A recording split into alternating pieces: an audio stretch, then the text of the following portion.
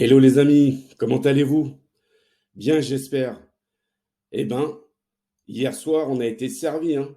Entre le Brésil face à la Croatie et l'Argentine face aux Pays-Bas, ça a été très, très, très, très chaud. Je souhaiterais revenir sur le match du Brésil face à la Croatie.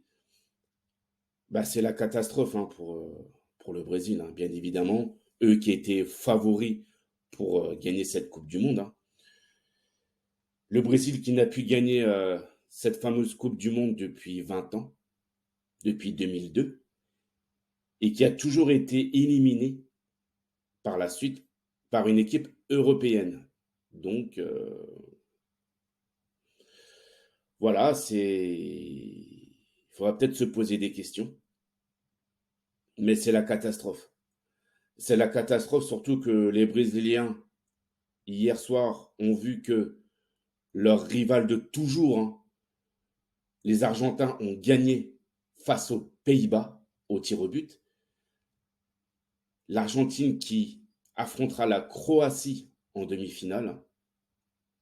Donc c'est la double peine pour les Brésiliens. Vraiment. On s'attendait vraiment à un Argentine-Brésil en demi, hein. Personne n'attendait les Croates. Donc chapeau à eux. Chapeau aux Croates qui n'ont jamais rien lâché, qui ont certes beaucoup, beaucoup, beaucoup défendu.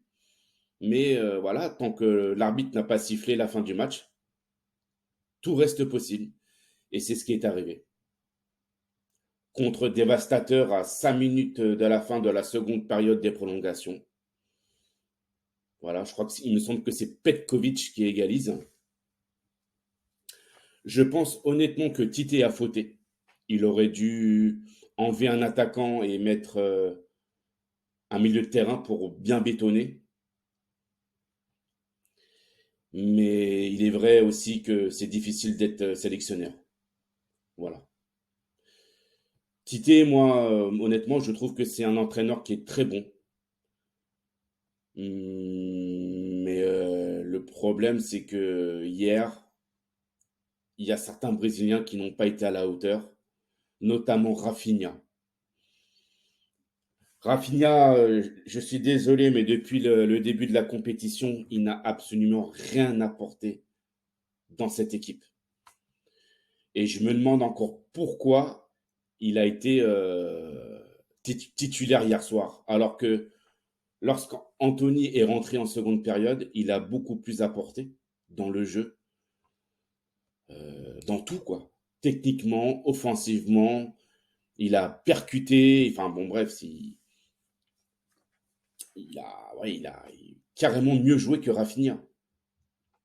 Pour moi, Rafinha n'a pas le niveau pour jouer dans la sélection brésilienne. Il n'a pas non plus le niveau pour jouer à Barcelone, hein. D'ailleurs, comme je vous l'ai dit, Xavi préfère Dembélé, hein, côté droit. Je pense que Rafinha ne fera pas long feu à Barcelone. Il ne fera pas de vieux os. Je pense on le prêtera ou je sais pas. Mais bon, ça fait cher quand même.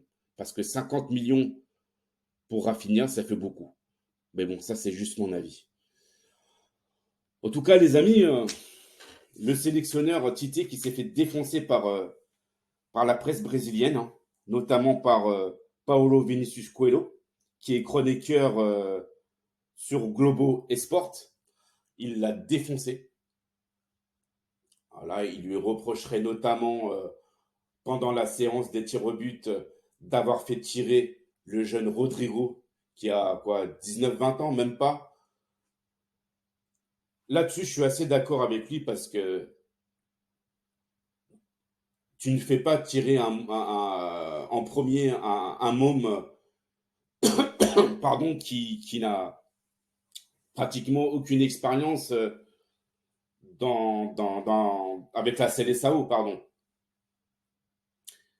Surtout que son péno était prévisible, hein, son tir était prévisible. Le gardien, il a tout de suite vu dans quel côté Rodrigo allait tirer.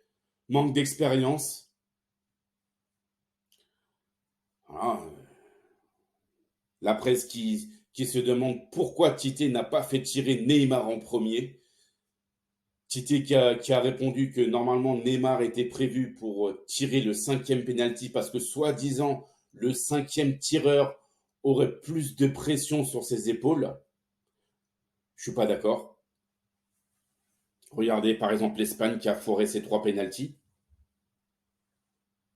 Ou hier concernant les Hollandais face aux Argentins. Que tu tires en premier, en troisième, ou en quatrième, ou en cinquième, pour moi c'est pareil, hein. Tu la mets au fond, tu la mets au fond, tu foires, tu foires. Je pense plutôt que Neymar était prévu, pardon, était prévu pour tirer le 5e pour la symbolique. Voilà, c'est le capitaine et tout ça. Voilà. Il voulait s'approprier la petite victoire et tout ça. Enfin bon, bref. Comme je vous l'ai dit, le Brésil s'est fait défoncer sur les réseaux sociaux, notamment sur Twitter, concernant leur danse brésilienne qu'ils avaient effectuée au match précédent. Voilà, karma, comme certains le disent. Les Brésiliens ont pris leur karma. C'est dur de dire ça, mais c'est peut-être vrai, hein. En tout cas, c'est dur. Apparemment, la fédé brésilienne cherchera leur prochain le sélectionneur pardon, à partir du mois de janvier. Excusez-moi, je bégaye un peu, je suis fatigué. Donc, affaire à suivre. On sera dès le mois de janvier le nouveau sélectionneur brésilien. Ça ne sera pas de tout repos pour lui. Juninho est dispo, hein. Voilà. Juninho est dispo, l'ancien directeur sportif de l'Olympique lyonnais. Pourquoi pas? On verra bien. Voilà les amis. Très triste pour les Brésiliens, mais bon, c'est la vie, c'est comme ça, il faut digérer. C'était la dernière Coupe du Monde pour Thiago Silva, pour Dani Alves, notamment. Peut-être pour Neymar, peut-être que oui, peut-être que non, j'en sais rien. Moi je pense qu'il jouera sa dernière Coupe du Monde en 2026, hein. Il aura quoi, 34, 35 ans? Il aura l'âge de Thiago Silva, je pense que ça sera sa dernière.